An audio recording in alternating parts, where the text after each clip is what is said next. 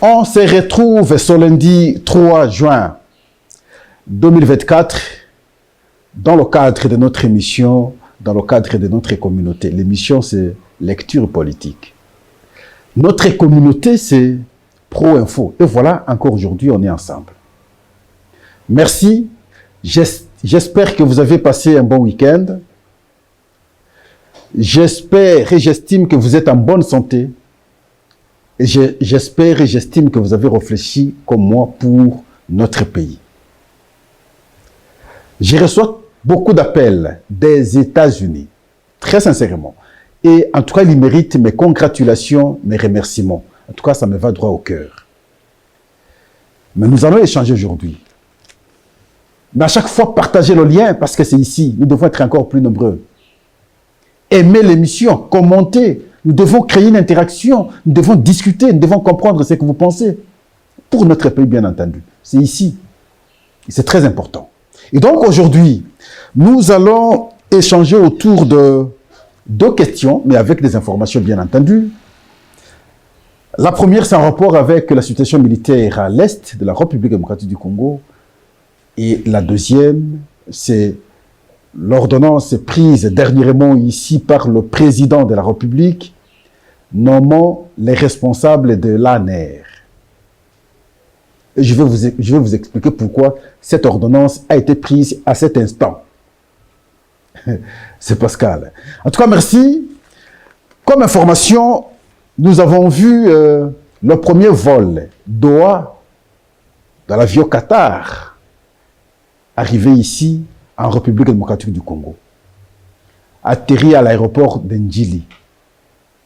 Ah oui, il faut le dire, c'est des conséquences diplomatiques menées par le président de la République. Cet avion ou ce vol commercial, le premier vol commercial qui est arrivé ici, sûrement il y en aura d'autres. Et ça nous permet aujourd'hui de nous ouvrir aussi. Nous étions trop en vase clos, ça il faut le dire. Mais nous devons nous ouvrir pour d'autres horizons. Mais Pascal aurait voulu que ce soit des avions congolais qui commencent maintenant le trajet Doha, et ça aurait été un grand impact parce que c'est le Congo qui serait vendu. Mais maintenant, c'est le contraire. Ah oui, mais au moins, nous devons féliciter. Et ça doit en même temps nous interpeller parce que nous devons, nous, à notre niveau, avoir autant d'avions. Parce que lorsqu'il faut voir d'autres pays, vous prenez l'Afrique du Sud, vous prenez le Nigeria, vous prenez le Kenya, vous prenez Addis Abeba, le Togo ici, et d'autres pays, vous verrez, ils ont les centaines d'avions. Mais la République démocratique du Congo, depuis lors, on n'est jamais parvenu à avoir ne fût-ce que 10 avions. Mais je pense que c'est possible. Rien n'est impossible. Question de la volonté. Oui, on s'est ouvert, mais il faudrait que nous-mêmes, nous puissions, en tout cas aussi, le Qatar est venu vers nous, mais nous devons aussi apporter quelque chose vers le Qatar. Notre avion aussi doit aller vers le Qatar. Mais quel avion, hélas. Mais j'ai vu les gens jubiler, ne jubilez pas. Remerciez plutôt le chef pour avoir créé cette relation.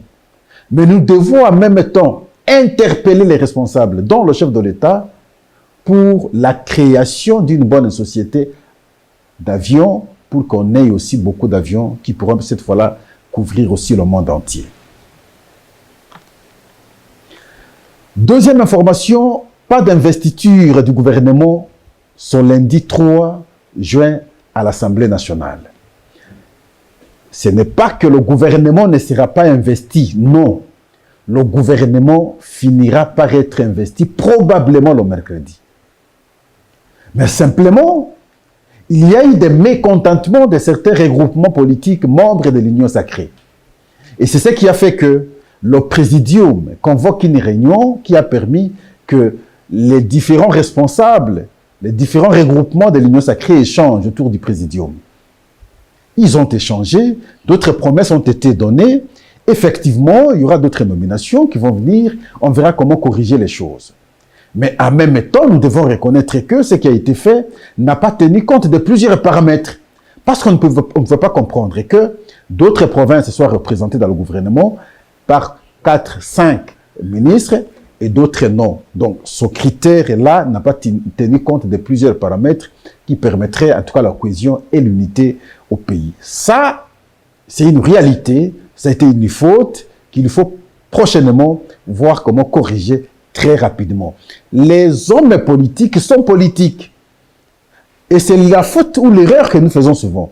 Les mandataires, en principe, nous devrions envoyer les technocrates, les techniciens. Bon, d'autres vont me dire, mais chez les politiques, il y a aussi des technocrates, des spécialistes.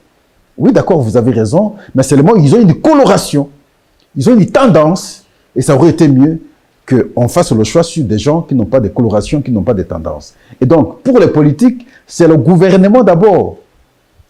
Pour les entreprises, en principe, c'est aller comme président du conseil d'administration.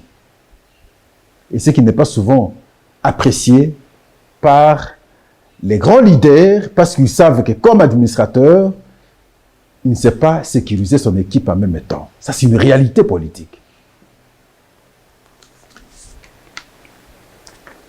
Il y a la diplomatie.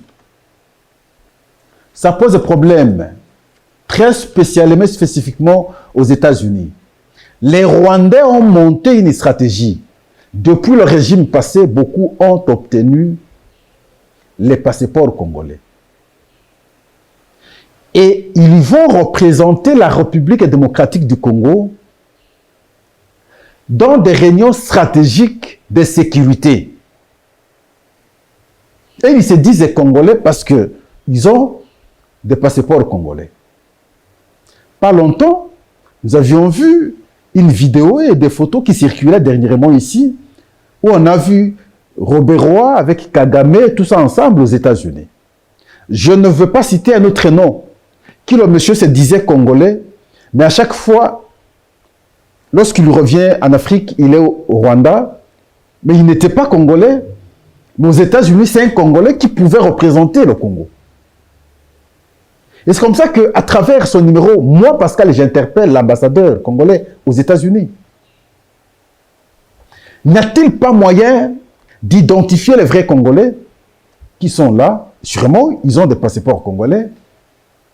Et voir dans quelle mesure vous pouvez sécuriser cette question. Parce que lorsqu'on discute sur des questions stratégiques et sensibles, de notre sécurité par exemple, notre avenir, et que les vrais ne sont pas là, et ce faux s'identifie comme Congolais, la faute ne serait pas aux Américains parce qu'ils ne seront pas différenciés qui est Congolais, qui n'est pas, qui est Rwandais, qui n'est pas Congolais. Quelqu'un qui se présente avec un passeport congolais, d'office pour les Américains, c'est un Congolais. Et il va défendre les causes du Rwanda en se nommant Congolais.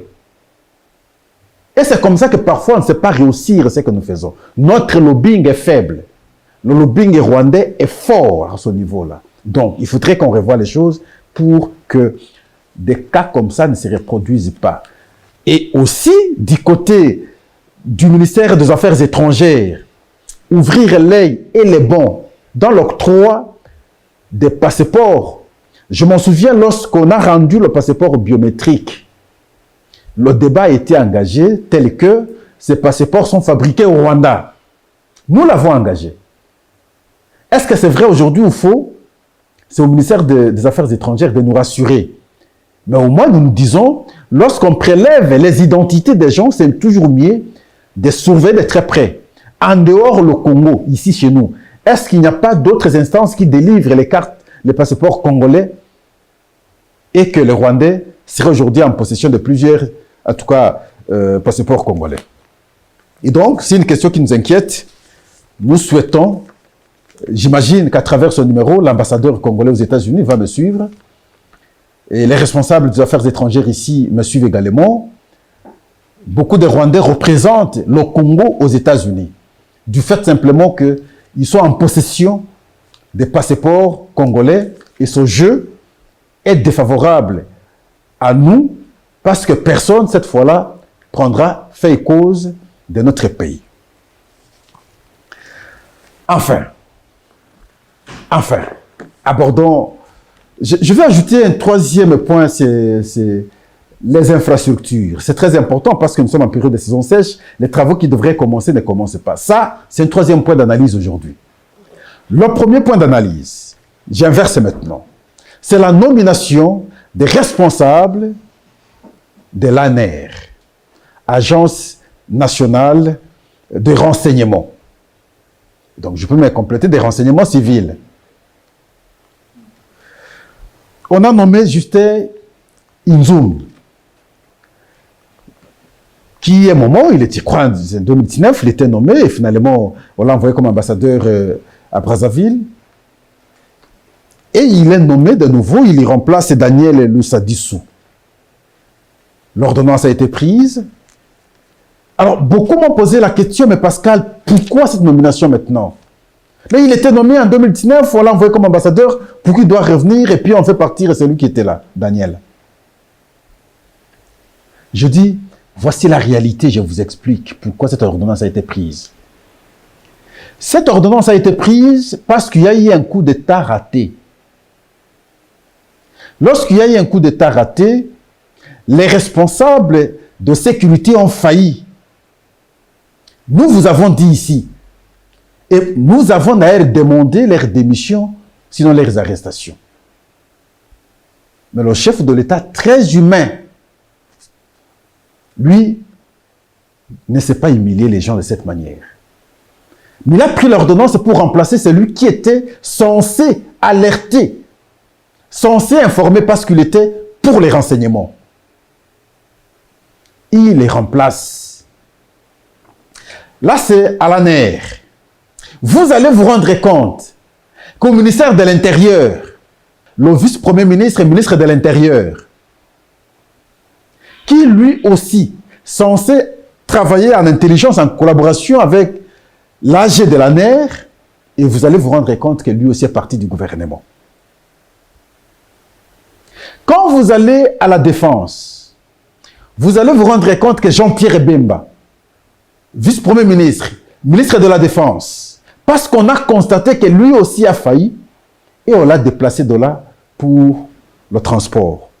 On pouvait aussi le démettre, mais au regard de son poids et de ses relations, son partenariat aujourd'hui avec le chef de l'État, c'est comme ça qu'on l'envoie au transport. Lorsqu'on l'envoie au transport, j'ai entendu les gens crier « Pourquoi, pourquoi ?» Oui, mais c'est là aussi qu'il est expert. Lui-même, c'est un pilote, peut-être vous ne savez pas. C'est un économiste. Son domaine de prédilection, d'ailleurs, il aime bien l'aviation. Mais il peut nous produire quelque chose d'intéressant. La raison qui a fait que ce déplacement soit fait, et voilà, c'est le coup d'État manqué. On touche maintenant au responsable de l'ANR, on touche le ministre de l'Intérieur, Sécurité et Affaires coutumières, on touche le ministre de la Défense. Et on les fait déplacer parce que le chef et tout le monde a estimé que nos services ont failli. Parce qu'il était impensable de comprendre qu'un monsieur comme ça, déjà suspecté dans le passé, quitte les États-Unis, obtienne les tenues militaires, les armes, il vient en RDC, il passe par le Congo central, il est appuyé par un pays voisin selon la déclaration, l'ancienne déclaration du ministre de l'Intérieur. Ils prennent les véhicules du Congo central, ils arrivent dans la capitale sans être détectés. Ils arrivent dans la capitale, ils vont quelque part, ils vont habiller les gens, ils quittent, ils entrent jusqu'en ville et jusqu'au palais de la nation. Alors, maintenant, on se pose la question, avions-nous les services de sécurité? Est-ce qu'ils étaient informés ou n'étaient pas informés? Voilà pourquoi les sanctions devraient tomber et les sanctions sont tombées de cette manière-là. C'est Pascal. Merci. Nous allons continuer comme ça. Et voilà. L'autre point, c'est la distinction de nos militaires au front. Et c'est comme ça que vous allez voir finalement l'actuel ministre de la Défense. Parce que pour la Défense, on ne sait pas faire passer le temps. Guy Monamvita échange stratégique directement avec son prédécesseur Jean-Pierre Bemba. Ah, ça j'ai aimé franchement. Les deux, en train de réfléchir pays, en train de réfléchir Congo, en train de voir comment monter des stratégies, comment résoudre ce problème, comment vaincre les ennemis, ainsi de suite. Et ils échangeaient à deux, en train de réfléchir. Ça, c'est les fils du pays. Et l'actuel vice-premier ministre et ministre de la Défense va dire ceci. Une armée forte et puissante est une affirmation de l'indépendance et de la souveraineté. J'aime ça. Vu les velléités expansionnistes et belliqueuses de nos voisins, nous devons investir dans la défense et la sécurité, en matériel, en personnel et dans la recherche militaire. Guy Monanvita. Effectivement, notre effort doit être là. Tant qu'on n'aura pas la souveraineté, imaginez même le montant d'argent que nous perdons aujourd'hui pour la guerre. Cet argent nous servirait pour beaucoup de choses. Mais que cela ne soit pas circonstanciel, temporaire. Ça doit être une opération maintenue dans le temps et définitivement. Parce qu'à un certain moment, visiblement, nous avons été desservis. On ne voulait pas équiper notre armée. On ne savait pas soigner notre armée.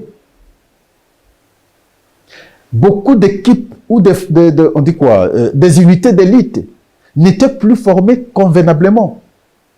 On n'avait plus de parachutistes ici en République démocratique du Congo. C'est là où je dis, n'eût été Félix Tshisekedi d'aujourd'hui, on connaîtrait aussi beaucoup d'autres choses. À chaque fois, nous devons savoir dire merci à Dieu. Peut-être pas seulement lui, mais au moins un Congolais consciencieux comme lui aujourd'hui, qui ne veut pas que son pays connaisse l'humiliation, que son pays soit occupé. C'est fondamental. Et ce plan, tellement qu'il a été conçu, il fallait maintenant désarticuler notre armée. Et on l'a fait. Infiltrer notre armée. Et on l'a fait. Et c'est là que je continue. La fois passée, je le dis. Et je redis aujourd'hui, Jean-Pierre Bemba a fait un travail essentiel au ministère de la Défense. Parvenir aujourd'hui à donner de l'orgueil à nos militaires, le sursaut, le dépassement, de l'engagement patriotique, c'est fondamental. Recomposer l'unité de commandement, c'est ce qu'il a fait. Et le travail déjà fait par les autres qui ont été au ministère de la Défense pour l'identification des infiltrés.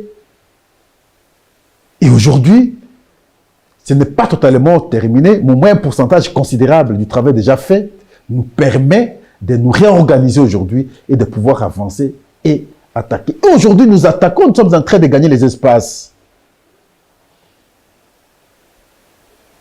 Parions que dans quelques temps, et Rutshuru et Masisi, ces deux territoires seront récupérés et nous allons nous imposer définitivement et correctement pour sécuriser nos frontières. En toute réalité, la détermination est perceptible par les forces armées sur terrain au front. Parce que d'un côté, il fallait les sécuriser leurs familles, parce que c'est pas normal quelqu'un au front, en même temps qu'il combat, et le soir, il reçoit un coup de fil, bon, nous n'avons pas mangé hier. Non, il ne sera pas engagé au combat. Donc, il fallait sécuriser également les familles, et aussi les mettre dans des dispositions telles que le matériel et le reste soient à mesure de permettre leur défense et leur attaque. Et c'est cet effort qui a été fait. Nous devons saluer cela. D'autres pensent comme si du coup, rapidement, et le même jour, vous devez tout récupérer. Non. Et aussi, veulent à tout prix se maintenir. Et c'est comme ça que le Rwanda appuie à tout prix le M23. Et à ciel ouvert, le monde entier voit.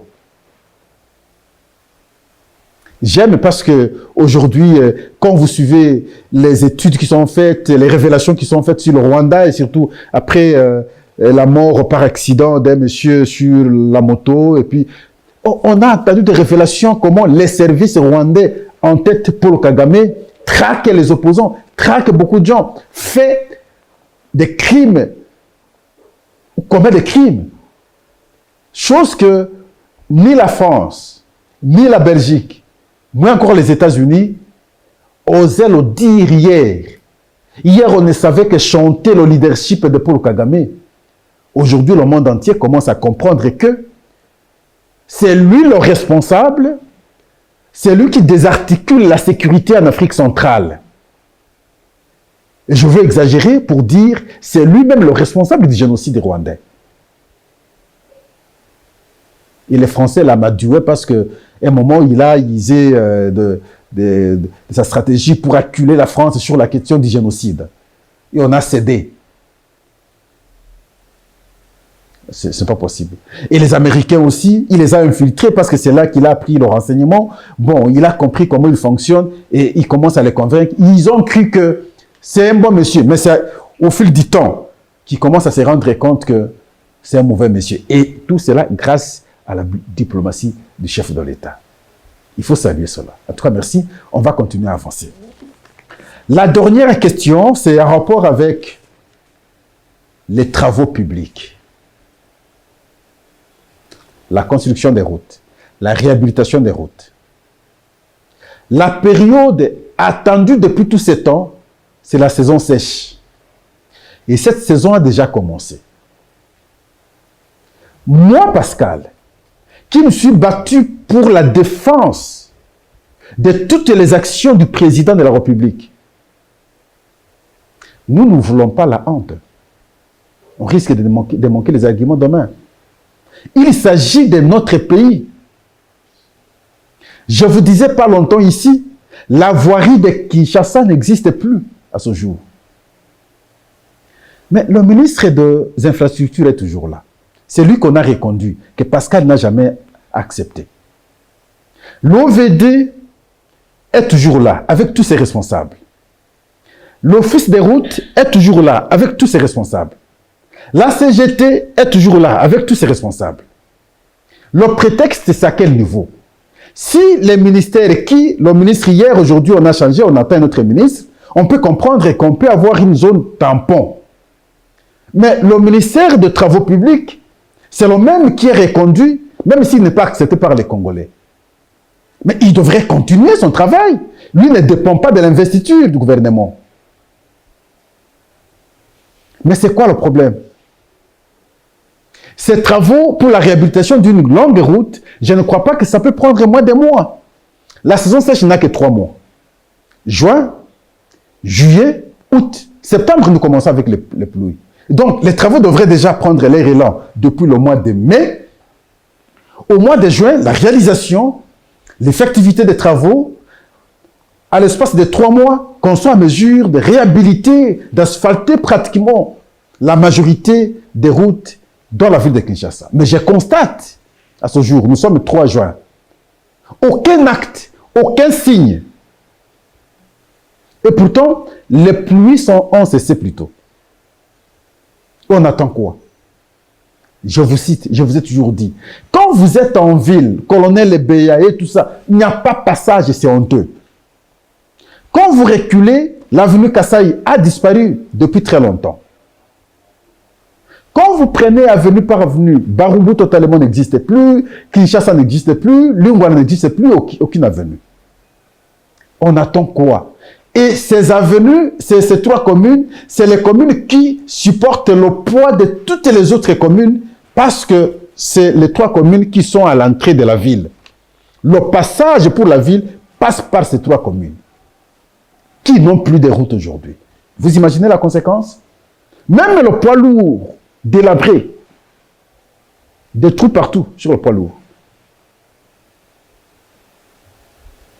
Un petit trou qui commence comme ça, on laisse, il devient grand, à l'observation de tout le monde, et sûrement que ils attendent qu'il soit très grand pour que le budget soit costaud, pour leur intérêt. Mais cette stratégie, c'est connu. Est-ce qu'on ne peut pas contourner cette stratégie, franchement? Ouvrez quelque part un tuyau de la régie des eaux qui a connu une perforation, l'eau coule, au lieu de rapidement boucher ce petit trou, on va laisser pendant longtemps et l'eau, quand ça sort, ça abîme la chaussée et ça devient maintenant des grands travaux à intervenir après. Ils le font sciemment Parce qu'ils savent que lorsqu'il s'agit d'un petit travail, ils ne vont pas bénéficier de quelque chose de consistant. Il faut attendre qu'il soit grand lorsqu'on va voter le budget et qu'il se retrouve avec quelque chose de bien. Ça, c'est ce qui est fait. Alors, est-ce que nous devons continuer à observer comme ça? Donc, j'interpelle ici le ministre des Travaux publics de comprendre que de son travail dépendra l'appréciation du chef de l'État auprès des Kinois. La réhabilitation des routes ou de la voirie à Kinshasa, c'est ce qui fera que les Kinois puissent accepter leur premier Kinois qui est président de la République. Voter pratiquement à 100% ici à Kinshasa, les attentes sont énormes en fait. La première voie d'attente, c'est la réhabilitation de la voirie. Mais le constat, à ce jour, est tel que le ministre des Travaux publics ne sait pas pousser les services dépendants de son ministère, entre autres ici, l'OVD, l'Office des routes et le reste, de pouvoir s'activer pour réhabiliter la voirie à travers la ville de Kinshasa. En tout cas, merci. Et voilà, nous sommes à la fin. Nous vous prions de rester toujours ici, pas aller ailleurs. C'est ici que les analyses pertinentes pour l'intérêt du pays se font. Et nous devons continuer à interagir. Nous attendons vos points de vue, vos orientations. Nous aiderons maintenant à pouvoir organiser la prochaine émission. Merci. Au revoir.